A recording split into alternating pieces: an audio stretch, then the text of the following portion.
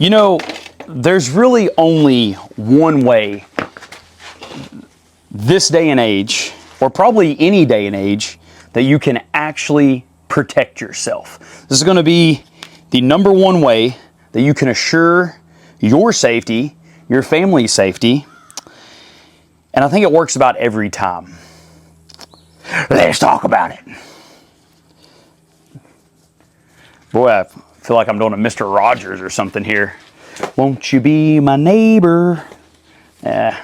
Turns out we don't like neighbors. So we're going to talk about something that's happened into this week. It's been in the news. It's been in the media. And, you know, I generally wouldn't even talk about something like this, but I did have a comment on one of my shorts not too long ago. And it asks the question right here. And what this is going to be in regards to is going to be the unfortunate events that happened. Was it on a subway or a train? I believe it was a subway. I don't know. And somewhere in Carolinas, South Carolina maybe. And a young lady was on the subway train and minding her own business, enters to travel to work. And, well, I say travels to work. I don't know where the hell she was going. Nonetheless, she got on the subway to go about her day. And unfortunately, her life was taken from her. And as you can see here, my socks actually have an L and an R for left and right. So that's why this is taking me a little bit. What we're going to do is we're going to go on the property here. And I'm going to take you guys on kind of an evening walk. This is a good way that I like to kind of decompress. Honestly, it's where I go to think about shorts. It's where I go to admire the beauty of land that my family fought so hard to keep for many, many years. And yeah, this is where we're at, out here in my backyard, which a lot of people think I live in a neighborhood, and I don't. I do not live in a neighborhood. I live way out in the woods with my family kind of on a little homestead.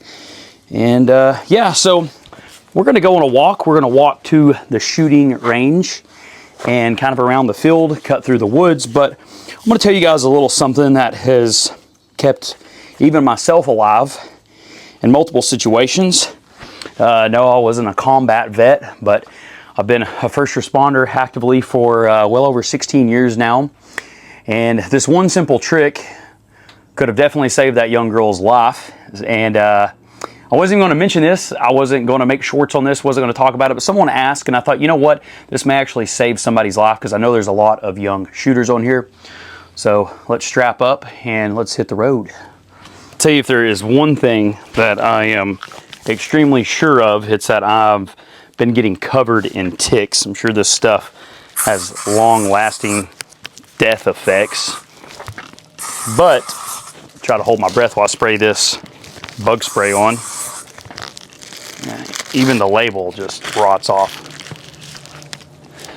Oh, my ass hanging out. Oh, there's the jet. Check it out. Got a sweet little jet. Let's see if I can get over here and zoom it. I can't tell what kind of aircraft that is. It seems jet-like. Let's see. I'm telling you, they spy on me over here. Look like some sort of drone.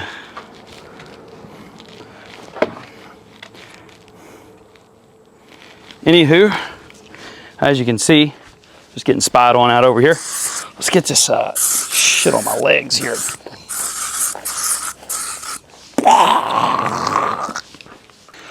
So before we talk about what I think would have saved this young lady's life, let's first talk about a little experience that I had last night with my own encounter.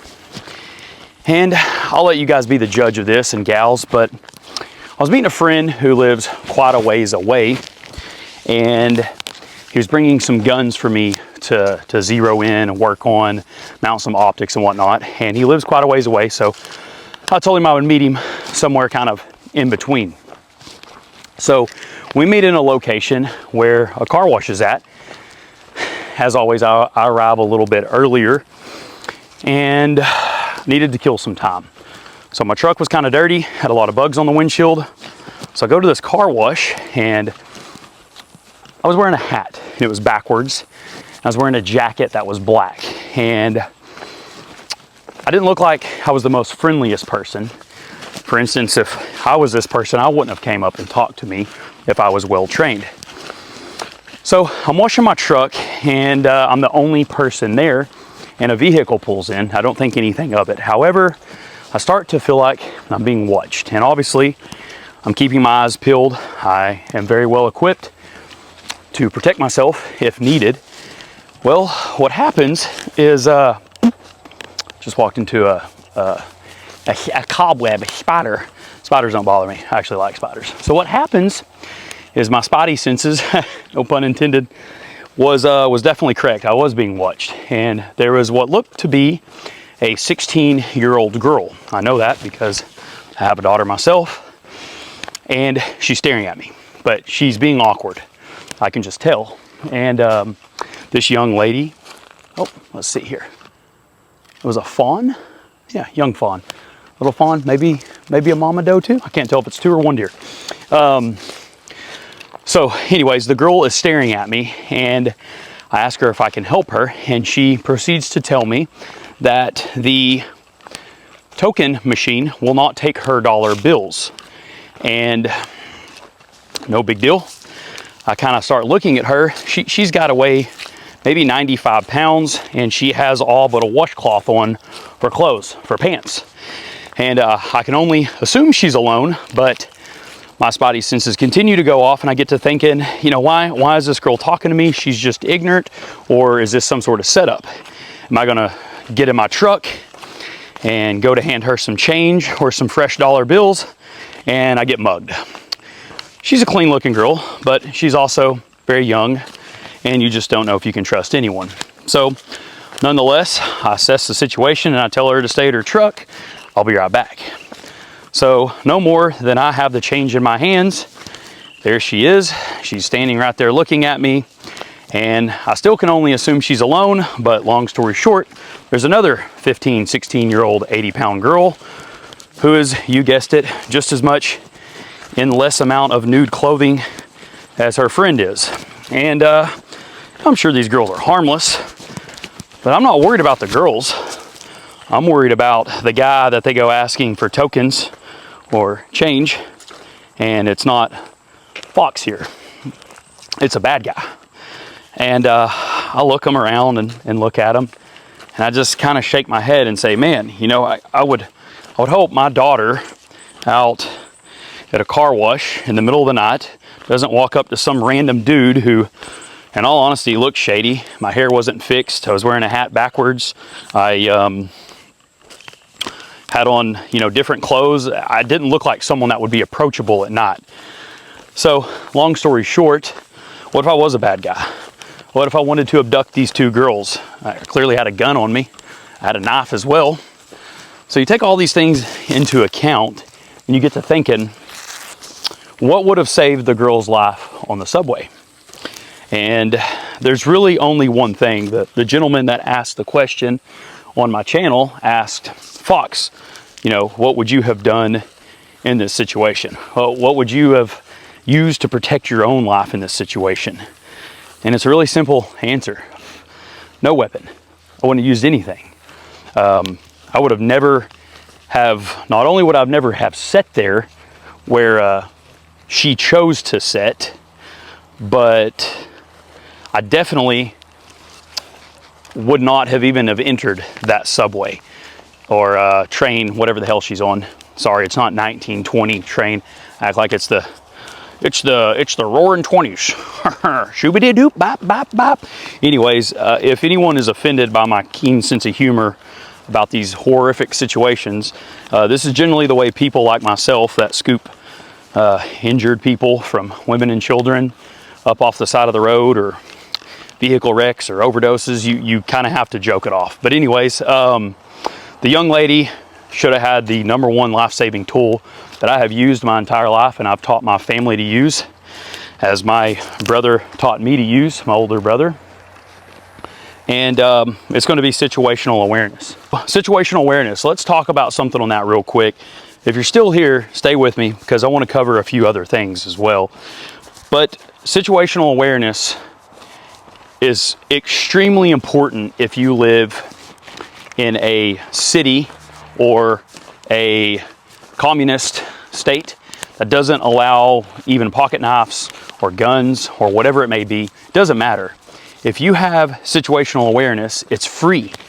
And it's something you should be teaching your children. Teaching your children. You should be teaching your whole family this. And man, I'm really trying to find a comfortable spot to hold this. But it's free.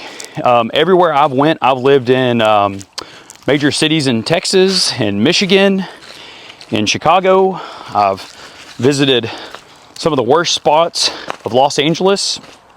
And the thing about it is a lot of those places I didn't have a firearm, but I did have situational awareness.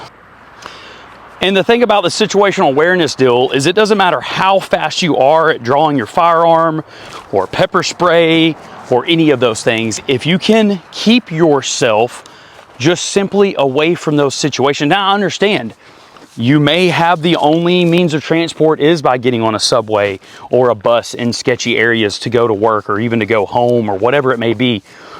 But then set someplace away or call a friend or make friends. Try to find somebody that can help you. But most importantly, just become aware. We're so addicted to our phones. We all are. No one is above that. I can tell you right now, the smartest people, from the laziest people to even the most motivated people, we're all addicted to our phones. And I see it all the time when people go out. They'll be at a crosswalk or at a red light and they have to whip their phone out. I can't tell you how many people, if I wanted to pickpocket people and steal their watch, I'm pretty sure I could take it right off their wrist and they wouldn't even notice. And since we are talking about all of this, if you are a father or a mother, a sister, whatever, if you have any responsibility for loved ones, you need to come up with some form of a game plan. You need to come up with some form of communication where if an emergency happens, let's talk about this here real quick. You guys can see I'm pretty deep off into the beaten path. This is my property, but there's a lot of places that people go to take their family, especially on hiking trails. And I'm in Arkansas. So there was a family just a few weeks ago that took their 2 daughters out hiking, and a random dude decided to stalk them in the woods and ultimately took their lives. He was hiding in the woods and stabbed them to death. The mother gets the children and look at that spider. Boy, that is the craziest looking spider. Can you see him? Let's see, there he is. Ooh, it looks like Predator. If Predator was a spider, it would definitely be that one. Army ants. Family was out hiking and this freaking psychopath stalked them, attacked the husband. The wife, thank goodness, got the children to the car, but for some reason decided to go back and check on the husband, which is absolutely terrible. You should have some form of a plan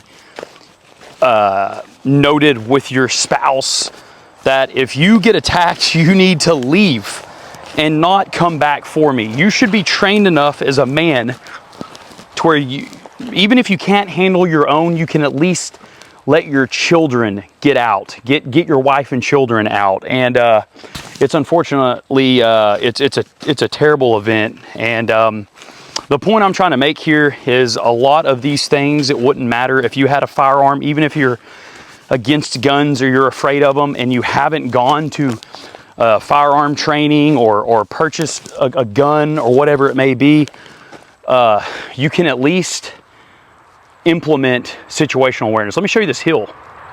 What's funny is this in the camera does not look very high, but it's straight up. It's so funny how things don't look in a camera. I'm down in this saddle. By the way, this is a great place to hunt because there's a creek here and there's a little saddle and a pinch point. and it's real good. There's a couple of deer scrapes and rubs. Guys, it's a crazy world out there, and it's unfortunate that we live in a world where you might as well just assume that most strangers have ill intent. They're not your friend. Just like the 16-year-old girl, or 17, I don't know. She was young, but she looks harmless.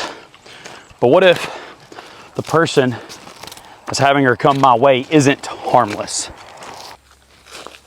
I also like to make a note that I'm not like one of the content creators that thrive off of this kind of stuff.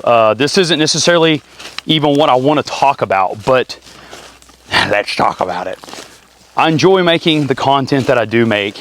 However, I understand there's a lot of people that are new to a firearm community or self-defense, and maybe this one video will kind of open their eyes up and understand that you don't have to have a lot of money to invest in some sort of Gucci gun, or, you know, if you live in a state that doesn't allow the firearms, that situational awareness is just so critical and important.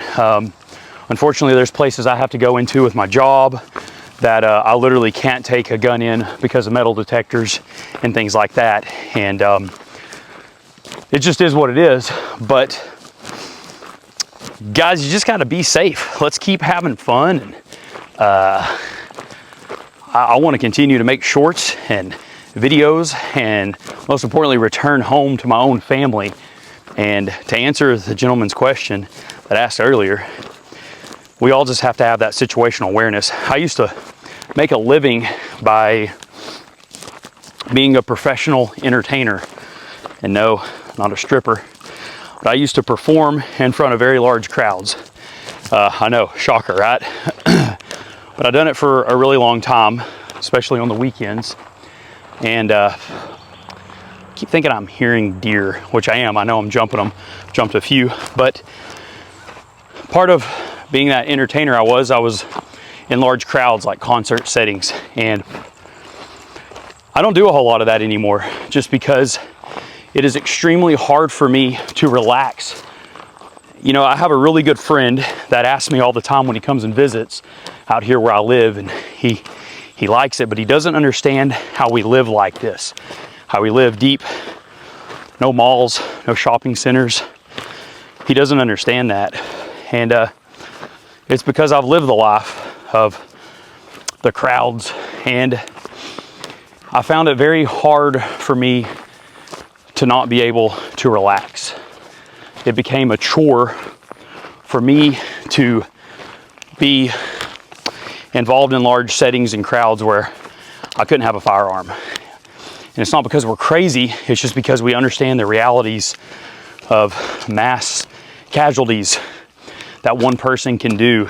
And it's just not fair. But I was fortunate enough to where I can move my family into a pretty safe place with the property that my family's had for hundreds of years. We were able to buy some and build. And yeah, here we are. But situational awareness, guys, I don't know what more I can say about it. Actually, I do. I can ramble on this all day. So, teach your loved ones a game plan in case the worst case scenario happens. Come up with some sort of escape route, some sort of safe word, something you can do where you're going to try to keep the panic down in your family, but ultimately just try to stay away from certain situations that don't feel right. If it feels wrong, chances are it probably is. Everybody should have the luxury to live in America and have the freedoms to be able to go wherever they want and be unharmed. But the problem is that's just not the reality we live in. We're not there. It's changed and it's different. And unfortunately, we must adapt to that and look out for your loved ones and stick together. If anybody has any comments or anything you want to throw in there about what you do for your situational awareness, do you and your family, are y'all prepared for this? Is this something that you guys know that you can handle if in this situation? Anyways, thanks everybody for sticking through this long. I'll see you next time.